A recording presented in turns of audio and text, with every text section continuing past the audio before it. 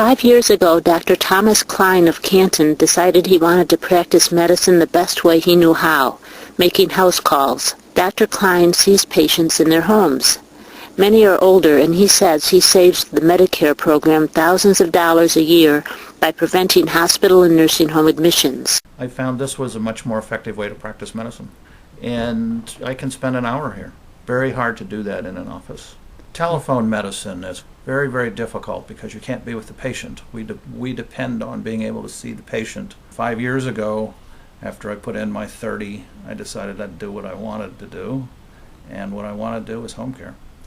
My number one goal is keeping people out of nursing homes, and the second goal is to try to keep people out of hospitals, and the third goal is to try to get people back on their feet. I have several families that are shelling out $600 for an ambulance ride to the doctor's office, or to get an x-ray, or to get an echocardiogram. People can run out bills of $2,000 a month paying for ambulances, when in fact Medicare is required by federal statute to pay for it. They just don't. Teach basic medical care. In other words, when do you administer this medicine? When do you administer that medicine? What's a dangerous symptom? What's a symptom that should cause you to go right to the emergency room? Fever is something in a person who is ill chronically or has long-term illness that everybody becomes very frightened about. The most common cause of fever in hospitals is still a virus.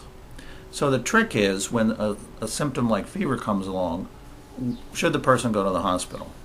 The answer is to have a doctor or another clinician, like a nurse practitioner or physician's assistant, come to the house.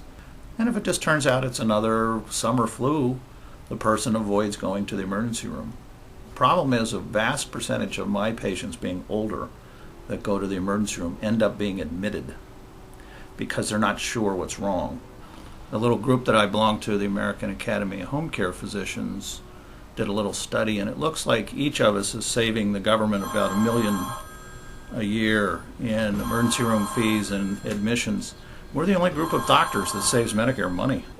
I can come to the house and make an emergency evaluation, but I get the same $86 that I would if I came out on a regular scheduled basis.